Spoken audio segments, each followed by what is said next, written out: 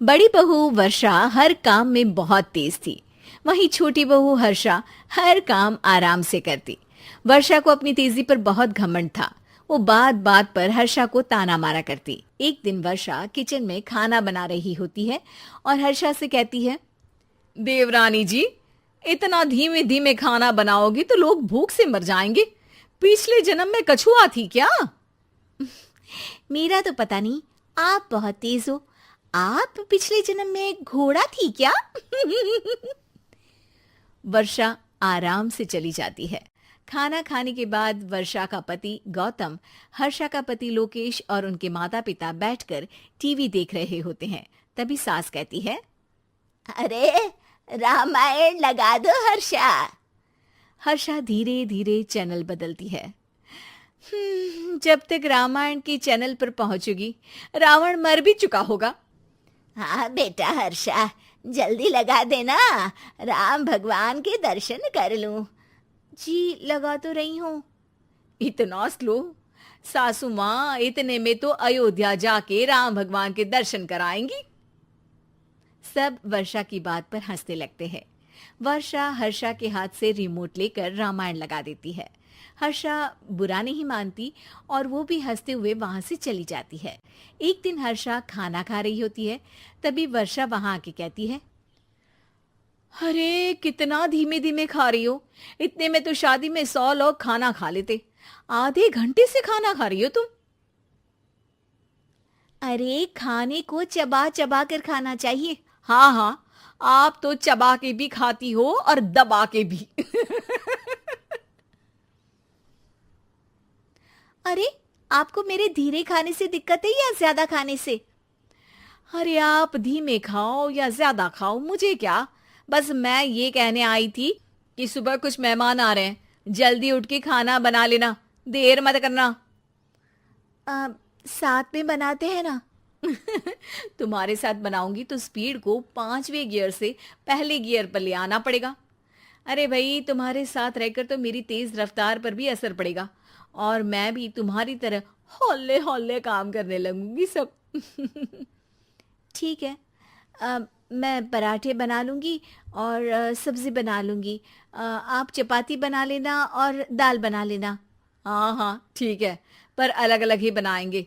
अगले दिन हर्षा जल्दी उठ के काम करने लगती है और वर्षा सुबह उठ के ये सोच के वापस सो जाती है कि काम तो वो तेज कर ही लेती है। अगर थोड़ी देर सो भी जाएगी तो भी हर्षा से पहले तो काम निपटा ही लेगी। हर्षा बेटा, आज भगवान के लिए थोड़ा जल्दी हाथ चलाना। हाँ, मेहमान आने ही वाले हैं। जी हाँ माँ, आटा गूंद लिया है, आलू उबल रहे हैं, पराठे बनाने ही वाली हूँ, फिर सब्जी भी बना लूंगी। इतने में ही वर्षा वहां आ जाती है। माँ जी, मेरा तो आप टेंशन ही मत लो, अभी उठी हूँ, लेकिन देखना खाना फटाफट राजधानी एक्सप्रेस की स्पीड से बना दूंगी। इतने में ही मेहमान आ जाते हैं। आइए आइए आइए, खाना बन ही रहा है, चाय बनवा लेती हूँ पहले आपके लिए। सास किचन में आती है। वर्षा, वो लोग आ गए, चाय बना दे जल्दी से। हर्षा को नहीं बोल रही क्योंकि वो तो सुबह की चाय देने में शाम कर देगी। चाय बन भी चुकी है माँ जी। वर्षा तेज ही नहीं, सबसे तेज है। अब चलिए मैं चाय लेकर आती हूँ। वर्षा मेहमानों के सामने चाय लेकर जाती है। ये हमारी बहू है वर्षा, तेज वर्षा कहते हैं इसको। हर काम में इतनी तेजी रखती है जैसे मिल्खा सिंह भाग रहा हो। अरे वाह वाह, फिर तो खाना भी जल्दी मिलेगा हमको।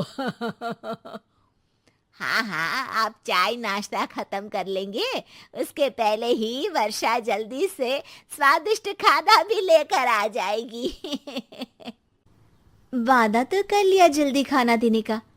आपकी चपाती भी नहीं बनी और दाल भी नहीं उबली। फिर भी तुमसे पहले काम खत्म हो जाएगा मेरा। तुम्हारी तरह नहीं हूं, घड़ी की सबसे पतली सुई की जैसी धीमे धीमे धीमे काम करती हो तुम। बस वर्षा अपने तेज हाथों से दाल कुकर में चढ़ाती है और आटा निकाल के गूंथने लगती है।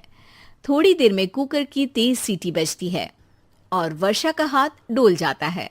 आटे में पानी ज्यादा पड़ जाता है। अरे रे, आटा तो ज्यादा गीला हो गया।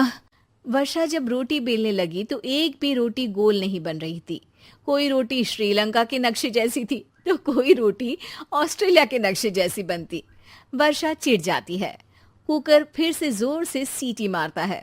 सास बाहर से आवाज देती है, वर्षा बेटा, आज स्पीड थोड़ी कम लग रही है।